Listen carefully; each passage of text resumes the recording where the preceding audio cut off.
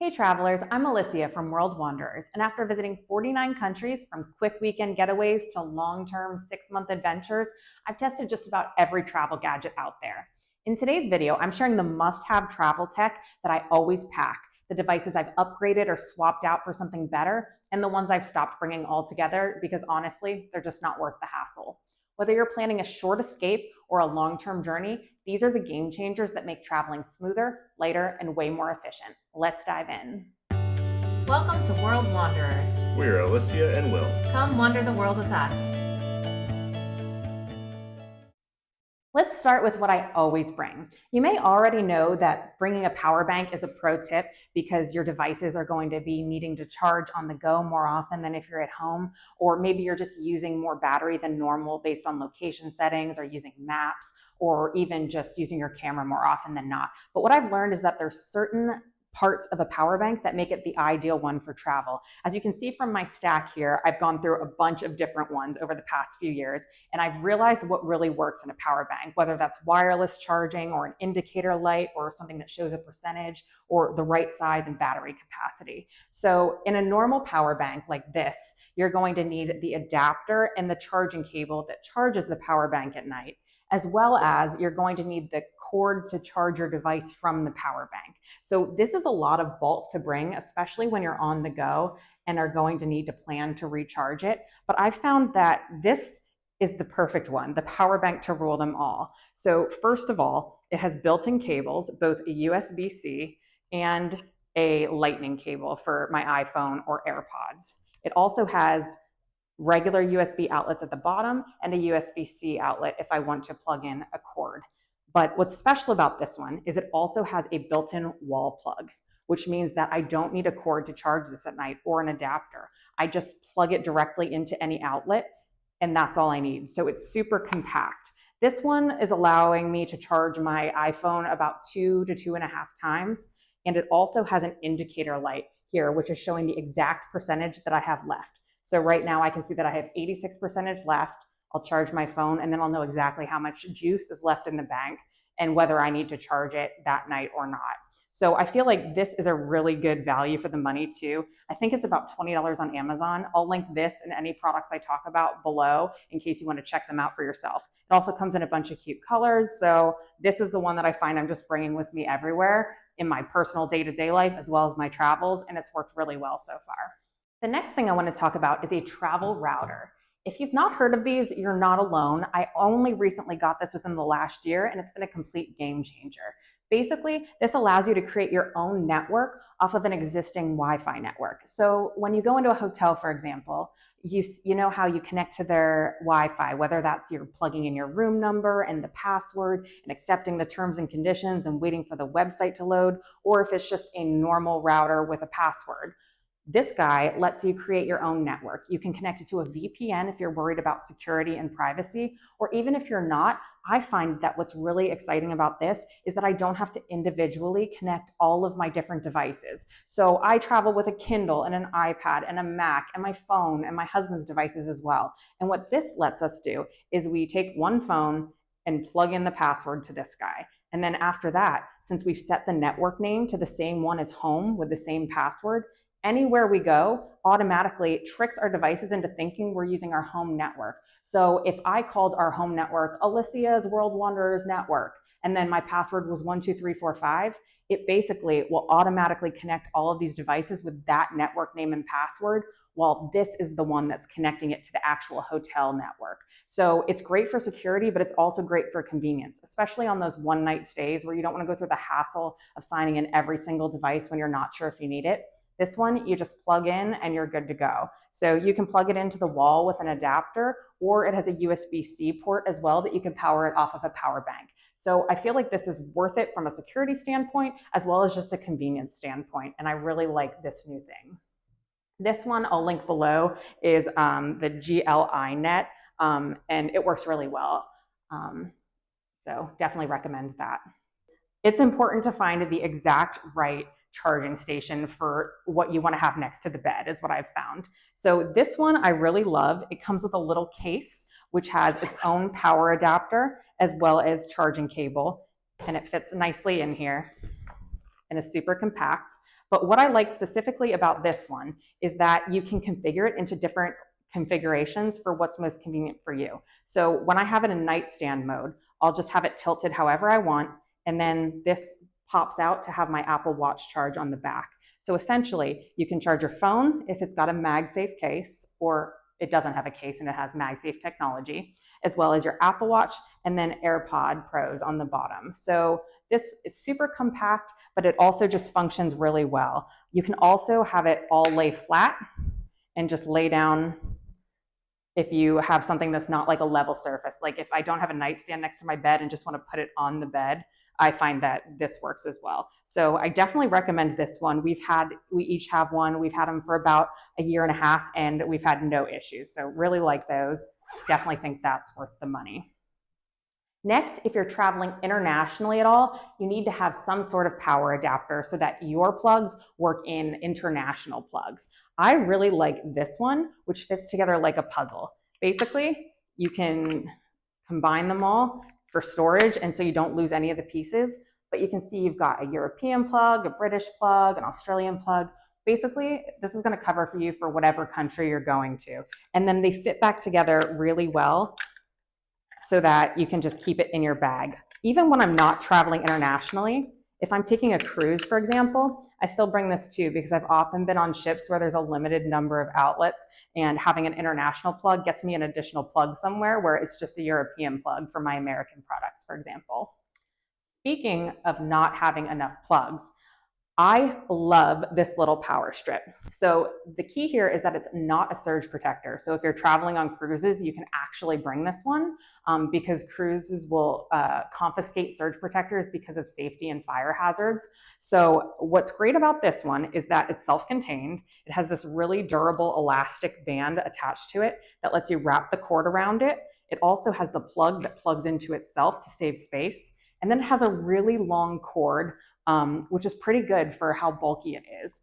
It has two normal plugs at the top.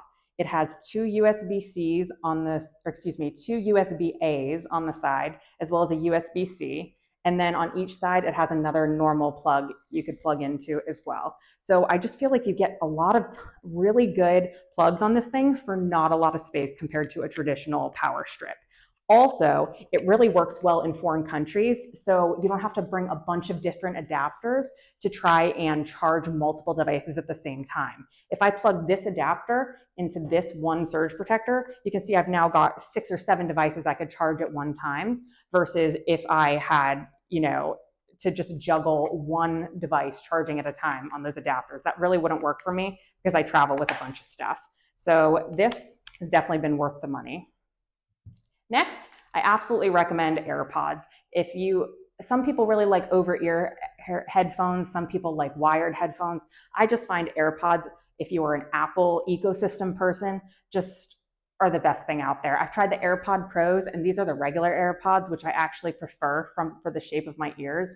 I don't need noise canceling. There's apps you can download for white noise to block out sounds on airplanes, or even just in settings, which is a hack I'll link in a video here if you want to see that. But basically, AirPods are just the best bang for your buck out there. I feel like they last a while, and you can get a case for them easily that can dangle on your keychain. But I like how they seamlessly will transfer between devices. If you open up your laptop, it'll say, hey, connect AirPods here automatically. It's just really convenient. The next Apple product I also recommend is an AirTag. You've probably heard of this before, but I love to pop these in my checked luggage so that I can track it and know if it made my layover or my connecting flight, or basically just so I can see where my stuff is all the time. If my backpack would get stolen or something, then I can track it. So from a peace of mind standpoint, I just really like these. I put mine on a little keychain so that I can attach it to the inside of a bag or fanny pack. And you don't have to change the batteries often at all. I change mine about every year and a half. It's a little coin watch battery and you're good to go. So really, really love those. And the fact that you can track it on your phone and just zoom in on a map and see exactly where you left things is really awesome. Next thing is a Kindle Paperwhite. If you are a reader out there, this has been worth every penny. I used to read in the Kindle app or the iBooks app on my phone, but I found that not only was it hard on my eyes all the time reading on a bright screen or before I'm going to bed, with the blue light, but essentially it just was killing my phone battery compared to this, which I charge once a month, maybe max. And also you can read in direct sunlight, which is great. If you're laying at the pool or laying on the beach, looking at a phone is really hard sometimes, and the brightness all the way up really kills your battery. But this, you can read in direct sunlight and it looks just like a paper book, which I really love. Very affordable too, and Kindle Unlimited has tons of books you can read too, which I really like.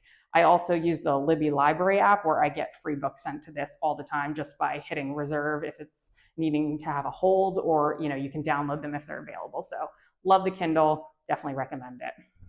Next is going to be a portable sound machine. I am a pretty light sleeper, and if I am in a hotel somewhere with a lot of noise, with kids running up and down the hallway, or street noise from cars going by and honking all night, that definitely will wake me up. So I really love having white noise in the background, and this sound machine is just really great. There's a bunch of different sounds, whether you want a fan or rain or a bubbling brook or a waterfall. This has a lot of options. It's very affordable on Amazon as well, and I find that if I pair this with earplugs, even if my husband is snoring in the bed next to me, I won't be able to hear it. So this by itself, though, I won't hear anything happening outside of my room. So I definitely think this is worth the time and like the space in your luggage. So love that. Next up is this Casemate waterproof lanyard for your phone. So I use my phone all the time, and although phones are waterproof, I just feel safer snorkeling or something in the water if I have this, which is going to definitely keep the water out. Basically, it works with a bunch of different phones and will allow you to use your phone as an underwater camera, or if I'm like hanging out of a helicopter, for example, or off the side of a boat taking a picture, I like that I can put this lanyard around my wrist and I can take the picture without fear of dropping my phone in the ocean or something like that. Also, if you're in an area like London with super high pickpockets, I just find that having this as a crossbody, you can adjust the strap. Basically, having this as a crossbody where somebody can't just come along and rip the phone out of my hand is just an added layer of security. So it's completely clear on the front. You can scroll and use your phone completely normally, as well as the camera on the back is not blocked. So I just think that this is totally worth it for peace of mind and convenience. Other than that, I also always bring my Mac, because I am a computer person and there's websites that don't load on my phone that I use, especially when I'm traveling long term. So I like to bring a computer. And then I've started traveling with an iPad Pro, no matter how long my trip is or what I'm doing. I find that I really like the screen size for just watching different things on YouTube or watching movies or Netflix with my meals on the airplane, or just in the hotel room. This is my entertainment device, and I find that as long as I can prop it next to me on the bed, it looks just as big across the room as a TV would.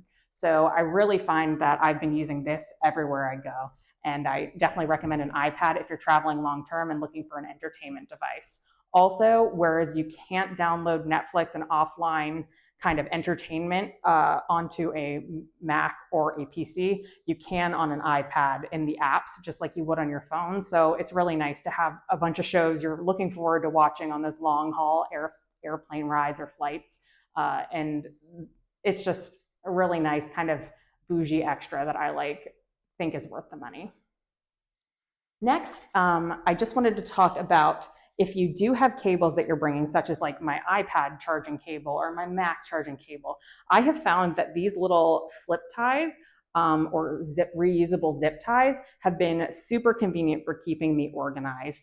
They come in a huge pack from Amazon for pretty cheap. And basically you just thread them through and then thread them back on themselves, and they're stretchy, so they can go around pretty much any size cord. And then when you throw it in your bag, it keeps everything organized. So I really like these. I also recommend getting the best phone you can if you're going to be taking pictures. I like iPhones, but I know some people like Androids. But if I'm going to be spending my money on a camera, I find that I'd rather just update my phone, because these days phone cameras are pretty much as good as DSLRs for the average picture taker. So I find that having a good quality phone that you can take videos or pictures or zoom in with, one that has the optical zoom where the lenses actually move in and out, is going to be key here. You're going to want to look back at your memories forever. And I find that even ones I took on my phone from like 10 years ago look very different from the pictures I took 5 years ago. So that'd be where I'd spend my money if you are looking into upgrading your camera. Now let's talk about the things I've given up bringing. First up is going to be a DSLR camera. I used to bring this on every trip, but unless I'm blowing up huge photos from my wall that are poster size, I find that my iPhone pictures turn out just as well as this, and I don't have to bring all the extra batteries and worry about charging them and have to bring a bag big enough to hold this in. I can just bring a fanny pack to put my phone in. The only exception to this is if you are going to be taking something that requires a telephoto lens. So if I'm going on a really expensive safari, for example, in Africa, or maybe on like an Antarctica trip where I'm trying to take pictures of glaciers from far away, or if you're like a professional level photographer where you want to take great pictures that you're going to sell later maybe, I find that the iPhone pictures do just as well. So I've found that this is not worth lugging along with me everywhere. I haven't brought this on a trip in about 4 or 5 years, and honestly, I've never regretted it. So that's just my personal opinion. Next up is I always used to travel with an HDMI adapter and an HDMI cord so that I could plug a device into the TV in the hotel room and watch some TV. But basically, I found that, like I said earlier with the iPad, it's just as convenient to watch content on a personal device as it is to watch on a big TV. Now, if you're staying in an Airbnb, for example, that has a big TV, normally they'll have some kind of like Apple TV device or a Fire Stick or something that allows you to use the internet anyway. But for me, it's just not worth dragging along this extra stuff for a normal few night stay in a hotel room where I might want to lay in bed and watch an episode of something at night. If so, I'll just grab my iPad or watch it on my phone.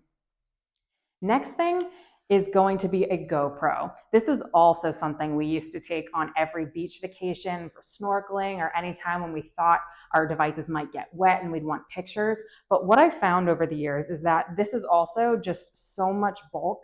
It's an extra thing to charge, and it's more things to worry about. So the problem with GoPros compared to DSLRs as well is that you have to upgrade these so frequently in order to have the camera and video quality like get better with the years. This basically has the same life cycle as an iPhone would, in my opinion. So this one, it takes pictures like an iPhone 6 would. So if I don't have a new one each year, the quality on my camera is going to be worse than the quality on my iPhone. Now, if you're like a scuba diver and you're going to be 150 feet underwater, then yeah, sure, maybe get a GoPro. Or if you're snowboarding and you're going to have tons of action shots where you need this mounted to something like your helmet or, on a bike, then cool. A GoPro is great for that. But for the average person who's just going to be at the beach or snorkeling or at a water park or on a boat, I really think that just getting yourself a phone that's waterproof or a phone with a waterproof lanyard case is going to be a better use of your money and time. And your photos are going to look better in the long run as well. Next up is a gimbal. Now, I really wanted to love a gimbal and take it everywhere. This is the DJI one, and it does work well for its purpose. Basically, it's going to stabilize your video so that if you're walking around, your video is going to look really smooth. But if you're taking photos more often than taking videos, I just don't think it's worth the space in your luggage or the hassle of setting it up. In my opinion, videos, I'll just stand and take it without moving. And that's more of a better use case scenario for me than loading my phone up into the holder and then putting it on the gimbal, opening up the app, making sure this is charged, turning it on, and making sure that the whole shot's lined up. So I love this for home, or if you're shooting tons of video in a location, absolutely. But for us, we found it's kind of just not worth the hassle. Quick pause. If you're enjoying this and want more travel tips, gear guides, and destination videos, make sure to hit that subscribe button. I post videos regularly to help you travel smarter, lighter, and make the most of every trip. All right, back to the list. Next up, I want to talk about tripods. I used to lug this or a different version everywhere with me because I was always terrified that there'd be an amazing picture that I or me and my husband Will wanted to be in, and there wouldn't be anyone around to take the picture. But what I found as more and more people are traveling the world is that there's always someone around to take the picture. If you just give it a few minutes and look around kind of helplessly, especially when there's other tourists around, somebody will almost always offer to take your picture. Or if not, I just walk up to someone friendly and say, hey, would you mind taking a picture of us? I have literally never ever been shut down or told no, as long as there wasn't a language barrier. And in more remote places, we've often gotten there with a guide who is more than willing to take our pictures. So I find that this isn't worth the wait or the space. And attractions a lot of times ban selfie sticks and tripods anyway, just because they are kind of detrimental to keeping things preserved. So I find that not worth bringing along at all. Next up is wired headphones. I used to always bring wired headphones for like the plane or in case my AirPods would die, but I found that after bringing them along for several trips and just never using them, I just stopped bringing them and I never missed them. If you're flying on most flights that have the in-flight entertainment system in your seat, as you're boarding, flight attendants will ask, hey, does anybody need headphones? And they'll just hand you a pair for free. I've been on very few flights where they were selling headphones that you needed to, buy in order to use the in-flight entertainment. So I find that it's just not worth it. Also, there's different plugs that you need for the in-flight entertainment system versus the ones that plug into your phone these days. So I find it's just not worth it. And my AirPods basically are good enough for any long haul flight anyway, or I can charge them with my power bank if they're running out of juice. So for me, this is something I now leave home. Next up is going to be a fan. I thought I would be using this all the time because I get really hot in hot environments and I don't like when I've done my hair and makeup and it's all looking terrible, but turns out this is just more trouble than it's worth. It's one more thing to charge, one more thing to carry, and I find that if you're hot, it doesn't make that big of a difference anyway. The only time I will use this is if I'm specifically know I'm going to Disney World or Universal or a place where I'm going to be standing in lines in the heat in the sun. Then sometimes I'll bring it if I've got the right bag with me or if I know I'm going to be sitting on the beach or at a resort. But in general, if I'm hiking around somewhere or on a trip where I have a whole day's worth of activities planned, I leave this guy at home. Next up is going to be a luggage scale. Now, I use this at home quite often, but I find that I no longer need to pack it. Unless you are buying tons and tons of souvenirs and think you're going to be right on the cusp of that baggage weight limit, I find that this is not worth the weight that it takes up. Basically, I kind of just lift it and know, oh, does this feel like it's 75 pounds, not 50? And that'll be okay. I'd much rather play the game at the airport where I take stuff out of my luggage if necessary and put it in my carry-on. This hasn't happened to me, and I just find that this is kind of more hassle than it's worth. What I will say, though, is the times that I know that I'm going to be repacking everything, usually on longer term travel, I use this instead, which is a body weight scale for the bathroom. It's super small and compact and weighs similar to that little luggage scale, but I can also use it for body weight. I talk about this in my toiletries video, which I'll link here in case you're interested. But I find that I can get on the scale, see how much I weigh. If I weigh 150 pounds, I know that as long as I get on the scale holding my bag, and if it reads 200 or less, then I'm good to go. So I like to travel with things that are multi-purpose when possible. So I would do that instead. Of course, at the end of the day, pack whatever works best for you. Everyone travels differently, and what feels essential to me might not be essential for you, especially if you're more of a carry-on only type. As someone who usually checks a bag, this setup strikes the right balance for me between convenience and not overpacking. I'd love to hear what your must-have travel tech is or what you've stopped bringing over time. Drop your favorites or flops in the comments and let's swap ideas and help each other travel smarter. Thanks for watching and see you in the next video.